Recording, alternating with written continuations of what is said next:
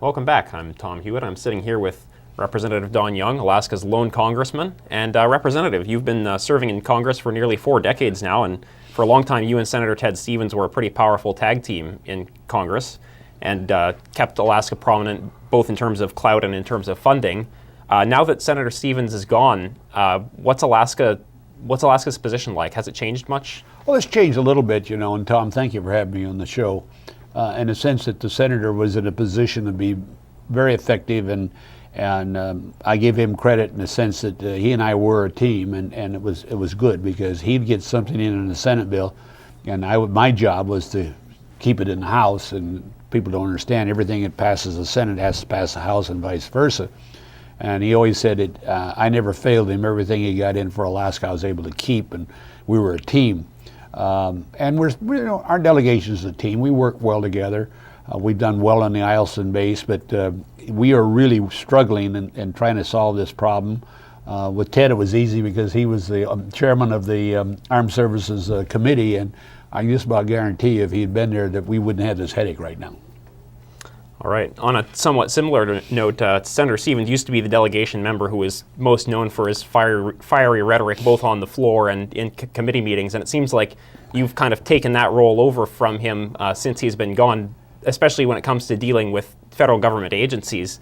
Do you feel like that's because there's been more overreach by the federal government recently, or is it just because you feel like somebody's got to be the one who pushes back? No, it really is as amount of overreach and what the federal government does. And you have to understand that we now have 1,800,000 regulatory laws that were never voted on and never vetted by the people, passed by regulatory action by the agencies, were extension of the executive branch. And that's not democracy. That, in fact, is a monarchy. And I'm really going after the agency because 99% of the times their regulations don't make sense. Or do they have justification for it? They have made these ideas in their heads and saying, okay, and I give you a classic example. The air quality in Fairbanks is one of the issues. They're trying to make us meet certain standards with the inversion because of the cold weather, and they expect people to freeze. Or they'll punish the city of North Pole or the city of Fairbanks or the North Star Borough. And I mean punish, they can be fined. And I'm saying this is wrong. Do we have some bad air? Probably. We had it way back when. Can we change it? Maybe, because it all depends on the weather condition and our proximity to the mountain range. And as long as human beings live in certain areas, we're always going to have a challenge. Would they rather have us freeze to death? Or would they rather have us an opportunity to maybe solve this problem with a little bit of logic? And that's the question. I've challenged people before. When was the last time an agency took a municipality or an individual and say, we want to help you meet these goals? They say, no, we're going to fine you if you don't. And I think that's inappropriate action. You and the other members of Alaska's delegation have been very active in trying to block the move of Eielson's F-16 aggressor squadron to Anchorage. But the military so far doesn't seem like they're really wavering much on their plans to move. Do you think that there is still a chance that the F-16s won't go? And if they do go, what do you think? Is there a possibility of new missions to replace them? My main goal is I think they've already made up their mind. They're not going to change. And like I say, Ted was on the Appropriations Committee and chairman of, and probably would not have happened if he'd been there. But that is not reality. Lisa Murkowski, Senator Murkowski, and Senator Begich both have worked very hard. And their roles in the senator, they're holding up one, Senator Begich is holding up the confirmation of one of the generals for the Air Force, which is trying to get their attention. Senator Murkowski got the commitment from Secretary Panetta that Eielson would not be bracketed. We've been working in hand with the senators, but also working with the military, is the concept of bracketing. We've got to make sure that the Eielson is not bracked. And I think we will accomplish that. And we're trying to look for other missions. When I say other missions, we want the F-35s if they ever get really abundance, which they expect to. This is ideal location for them to be stationed here. Our big challenge here now is to make sure that they don't tear down these buildings they're talking about tearing down, and also have been appraised and see what shape they're in, what kind of materials they have in them, and if they aren't functionable, then we'll tear them down. But if they are functionable, I don't want them to start this tearing down of buildings, so eventually the Eielson wouldn't be able to carry forth a mission. And that's our big challenge immediately, because I do think they're going to move the airplanes, and the justification still, in my mind, not there. $227 million is about, I would say, 10 days worth of maneuvering and with the aircraft around here. So the upheaval of military people, the effect upon North Pole and Fairbanks is very dramatic, and the effect upon Anchorage in another way, because they don't have the housing. It's going to be an interesting challenge to them, but we have to make sure that base is still in position to accept another mission.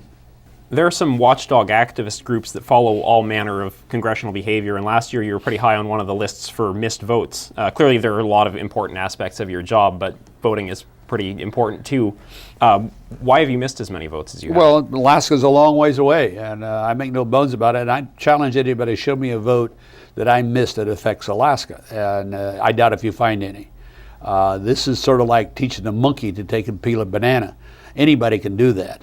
And to vote, I don't know whether all of you know this, but to vote, they call a vote on the Journal. Well, that's a big vote. That's going to affect Alaska. Or they'll call a vote on a German. Oh, that's a big vote. And you run over and you put your little card in the slot machine, and it says yes or no. And that you're really doing your job. You're really doing your job. And by the way, you're also expected to be home to see your constituents, which are approximately 5,500 miles away. That's to one airport, and then I have to fly around and see everybody else. So when I miss a vote, I don't deny it. I've always missed votes, and I'm amazed that anybody brings that up, watchdog groups, because I've always missed votes because I'm here talking to you and listening to you, finding out what I'm representing and where you want to be. And not to do that, you're not a congressman, and you're a puppet, and I'm not a puppet. As I said earlier, you're coming up on 40 years now in Congress, and you're the second most senior Republican on the Hill. It's a position of quite a bit of prominence. Do you have any plans to retire at any point, or do you plan to continue serving as long as you're able? I've made a commitment to Alaska because you've invested in me to serve as long as I'm physically able to do it. And I will continue to serve this as long as you want me to do it. I like what I do. I believe I'm good at what I do. And I think it's crucially important to understand that because I am from Fort Yukon, I have been in the bush, I've lived in the bush, I've made my living in the bush, and I also know Anchorage and Fairbanks and Juneau and Petersburg and Ketchikan and Wrangell and Kwethluk and Nyack and Kaufman Cove, and I could go all through the other 527 villages in this town, and every town is a village in its own right. I think I know a little bit about Alaska, and I'm willing to listen and try to convey their thoughts back to Congress. And that's what a congressman is all about. I'm one of these people that believe this job has never been about me. It's been about who can do best in this job. And I do believe I'm the best in this job. I know people disagree with me. They don't like my style. I'm not a slick lawyer or insurance man or a retired individual that's made his living off the government and other aspects. I am a person that still believes what I'm doing, and I'm going to continue to do it, and I'm going to speak my mind. Excuse me. Go ahead. Oh, well, I think that's about all the time we have, but thank you very much for coming in, Congressman. Thank you, Tom. I appreciate it. Really good. And sorry about that cough, but I've been talking all day, too. Oh, I believe it. And for the rest of you, don't go away just yet. We've got Jamie Schwartzwald coming up next with sports.